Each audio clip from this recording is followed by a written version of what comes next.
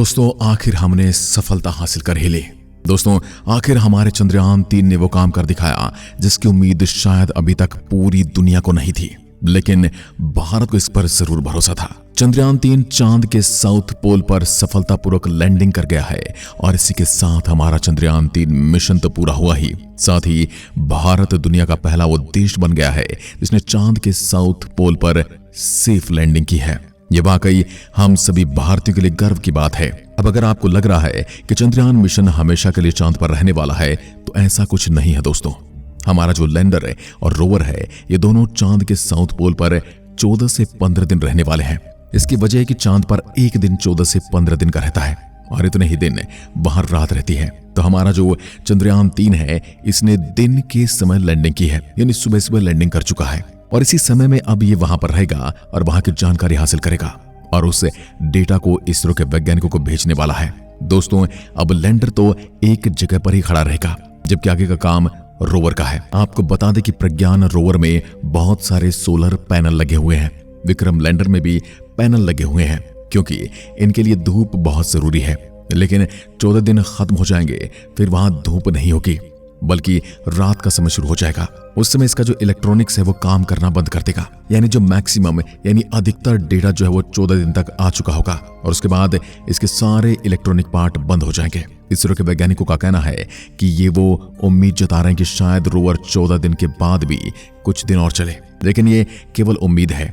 इसके लिए कोई सटीक टेक्नोलॉजी का प्रयोग नहीं किया गया है क्योंकि ये मिशन 14 दिन के लिए ही बनाया गया है। वहीं अगर रूस का लूना 25 सफल हो जाता तो उसके अंदर एक ऐसा पावर जनरेटिंग टेक्नोलॉजी था प्लूटोनियम के जरिए, जिसके चलते उसको 1 साल तक पावर मिलती। इसरो भी इस टेक्नोलॉजी पर अभी काम कर रहा है, एक ऐसा पावर सोर्स बनाने का जिससे आने वाले मिशन में 1 साल तक पावर मिले। लेकिन अभी हमारा चंद्रयान-3 ही साउथ पोल पर बहुत सी रिसर्च करने वाला है और वो अभी 14 दिन के अंदर ही। वाटर हीलियम-3 के अलावा चांद के साउथ पोल पर ऐसी कई चीजें हैं जिनका पता लगाने के लिए दूसरी स्पेस एजेंसी भी चांद पर मिशन भेजने वाली है। आइए अब आपको बताते कि आखिर चंद्रयान-3 मिशन हुआ क्यों है। दोस्तों जैसे कि मून यानी कि चांद एक सैटेलाइट है और उसका जो नॉर्थ और साउथ पोल है दोनों ही बेहद जरूरी हैं हमारे लिए। अगर आप जुपिटर के किसी मून पर जाते तो वहां पर नॉर्थ और साउथ पोल में जो भी चीजें मौजूद हैं वो हमारे लिए बहुत ही मिस्टीरियस होती हैं। जैसे हमारी पृथ्वी की जो सबसे एक्सट्रीम कंडीशन है वो यहाँ के नॉर्थ और साउथ पोल में ही है और इक्वेटर का जो रीजन है इसे तो सेफ माना जाता है क्योंकि ज्यादातर देश इक्वेटर पर मौजूद हैं, इसी के आसपास सब कुछ हो रहा है। लेकिन जो ये एक्सट्रीम कंडीशन है वो नॉर्थ और साउथ पोल पर होती है। रिसर्च के मुताबिक साउथ पोल में जो प्रेजेंस ऑफ वाटर आइस है वो बहुत मात्रा में है और इसी के बारे में और डेटा धरती चाहता है। मून के इस रीजन में कभी भी सनलाइट नहीं पड़ती है और ये एक ऐसा रीजन है, एक ऐसा क्षेत्र है जहां पर हमेशा से अंधेरा था और डार्कनेस है और डार्कनेस ही रहेगा।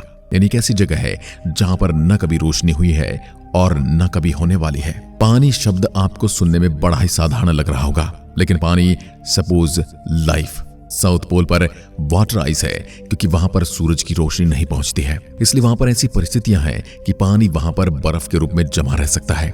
यहां तक मिलियन सालों तक पानी यहां पर जमा हुआ रह सकता है और करोड़ों सालों से वो जमा हुआ है। दोस्तों आप जानते हैं चांद के साउथ पोल पर पानी है। ये भारत के चंद्रयान-1 ने पहली बार दिखाया था, यानी चांद पर पानी की खोज करने वाला भी भारत ही है। 15 साल पहले चंद्रयान-1 ने पानी का पता चांद पर लगाया था।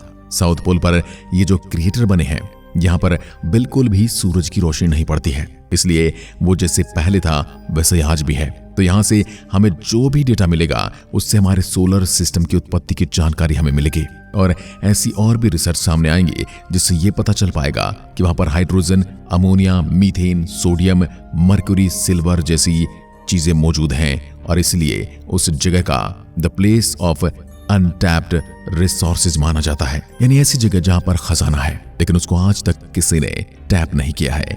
चांद के साउथ पोल का तापमान -150 डिग्री से -200 डिग्री सेल्सियस तक पहुंच जाता है, यानी जितने भी इलेक्ट्रॉनिक इक्विपमेंट होंगे जैसे कि सोलर पैनल, उसकी बॉडी या फिर उसके चक्के, ये सब ऐसे मटेरियल से बिल्ड की गई है कि वो इतने ठंडे तापमान में भी काम करने वाले हैं। जो कि इलेक्ट्रॉनिक चीजें हम यूज करते हैं, इसके अंदर एक सर्किट बोर्ड होता है और माइक्रोस्कोपिक लेवल पर जो सर्किट बोर्ड होता है वो काम कर रहा होता है। पूरे सर्किट बोर्ड के किसी 1 मिलीमीटर के पार्ट में अगर कोई शॉर्ट सर्किट या फिर कुछ भी एरर हो जाता है तो फिर पूरा सर्किट काम करना बंद कर देता है। इलेक्ट्रॉनिक सामान इतना कॉम्प्लेक्स होता है, लेकिन अगर ऐसे हार्श कंडीशन में चलाने के लिए इसे बिल्ड किया जाए तो जरा सोचिए किस तरह की डिटेलिंग का प्रयोग किया जाता होगा कि वो मून के साउथ पोल के -200 डिग्री वाले टेम्परेचर पर काम कर सके।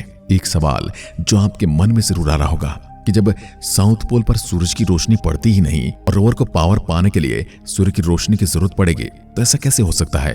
वहां पर तो जब रोशनी जाती नहीं तो वहां पर दिन और रात का मतलब ही क्या है? तो इसका जवाब है दोस्तों कि साउथ पोल के उस इलाके में जहां पर लाइट नहीं पहुंचती वहां पर ये डायरेक्टली नहीं जाएगा, उससे दूर ही तक रोवर जाएगा जहां तक लाइट थोड़ी पहुंच सके। यानी प्रज्ञान रोवर बिल्कुल अंधेरे वाली जगह में नहीं जा रहा है, बल्कि जहां पर उसे थोड़ी सी लाइट मिल सके ये वहीं तक जाएगा। दोस्तों, चांद पर ऐसी कई मिनरल्स हैं जो धरती के लिए रेयर हैं, लेकिन चांद के लिए नहीं। स्केडियम, येट्रियम ये दोनों रेयर इंजन हैं जो कि व्हीकल इंजन में इस्तेमाल होता है। दुनिया में इतनी सारी गाड़ियां हैं, उसमें यूज होगा, इलेक्ट्रिक डिवाइस में इस्तेमाल होगा, और तो और रडार सिस्टम है मिलिट्री के पास, उसमें भी इन रेयर मिनरल्स का प्रयोग किया जाता है। सुपर कंडक्टर में भी इनका प्रयोग किया जाता है। हीलियम 3 जो कि एक रेयर एलिमेंट है, एक ऐसा गैस है जो कि क्लीन और पावरफुल फ्यूल के तौर पर न्यूक्लियर फ्यूजन रिएक्टर में प्रयोग किया जा सकता है। ये धरती पर बहुत कम है दोस्तों, लेकिन चांद पर बहुत ज्यादा पाया जाता है। सबसे जरूरी चीज चांद पर है पानी। उससे जरूरी चीज और हो ही क्या सकती है, क्योंकि जल है तो जीवन है। हीलियम 3 इसको भी आप हल्के में नहीं ले सकते, क्योंकि ये एक ऐसा एलिमेंट है जिसे मैजिकल माना जाता है। एक ऐसा extremely rare form of helium है जो कि सन के कोर में पाया जाता है, और कोर से फिर वो धरती और नीचे के बाकी प्लेनेट की तरफ छोड़ दिया जाता है। यानी सूरज से तो कई चीजें रेडिएट होती रहती हैं, और ये हीलियम 3 भी जो एक चार्ज्ड पार्टिकल है जो कि धरती के मैग्नेटिक फील्ड से डिफ्लेक्ट हो जाता है, क्योंकि धरती पर जो मैग्नेटिक फील्ड है यह हमें इन चीजों से बचाता है। कहने का मतलब है कि ये जो हीलियम 3 है ये धरती पर कभी हिट ही नहीं होता, यानी धरती तक कभी पहुंच नहीं पाता। लेकिन चांद जहां पर मैग्नेटिक फील्ड नहीं है, और मैग्नेटिक फील्ड इसलिए नहीं है क्योंकि इसका कोर बहुत छोटा है, और क्योंकि वहां मैग्नेटिक फील्ड नहीं है इसलिए वहां पर हीलियम 3 बहुत एडवांस मात्रा में कलेक्ट हो जाता है। इसलिए हीलियम 3 इतना जरूरी है क्योंकि न्यूक्लियर फ्यूजन रिएक्टर में जब इसका प्रयोग किया जाएगा तब इससे क्लीन एनर्जी निकलेगी, क्योंकि ये बाकी चीजों की तरह जो न्यूक्लियर प्लांट्स में इस्तेमाल होते हैं उनकी तरह ये एक फ्री न्यूट्रॉन प्रोड्यूस नहीं करता। ये तो आपको थोड़ा समझ ही आ गया होगा कि आप ये मान लीजिए न्यूक्लियर प्लांट में जब पावर जनरेट होती है तो फ्री न्यूट्रॉन एक पोल्यूशन की तरह होता है, लेकिन हीलियम 3 एक ऐसा एलिमेंट है जिसके बारे में साइंस जानता है, जिससे एक क्लीन न्यूक्लियर एनर्जी बन सकती है, जो कि एक बहुत बड़ी बात है। इसलिए चांद पर मौजूद यह हीलियम 3 वैज्ञानिकों के लिए इतना ज्यादा जरूरी है।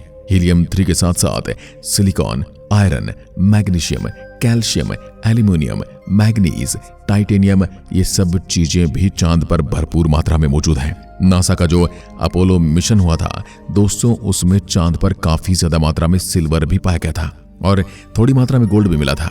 ये कौन सी जगह पर मिला था जानते हैं आप? जो अर्थ फेसिंग साइड होता है। जैसे हमने आपको थोड़ी देर पहले बताया कि साउथ पोल और नॉर्थ पोल थोड़ी ऐसी जगह होती हैं जहां पर पहुंचना बड़ा मुश्किल होता है, यानी इनको आराम से एक्सेस नहीं किया जा सकता।